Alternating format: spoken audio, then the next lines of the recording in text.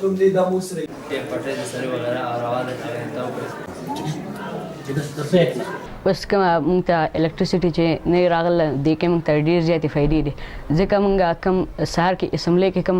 لاوډ سپیکر چې دا د بجلی په ذریعه سره مونږ راکړه او بل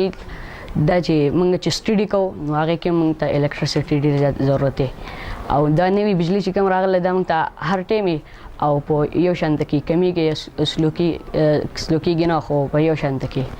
جی مونږ چې هم ورک راکې مونږ په کور کې کو او هغه هم دغه د الکتریسيټي په دغه سره مونږ کوو. زمان محمد جواد د کلاس 10 کې سبق وایم او د بجلی چې دا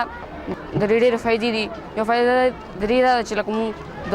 قائد اعظم محمد علي جناح چې سبق وینو هغه د لاټین په رڼا باندې سبق باندې په رڼا باندې اوس هر ټایم کې چې مونږ ته بجلی شته بجلی مونږ ته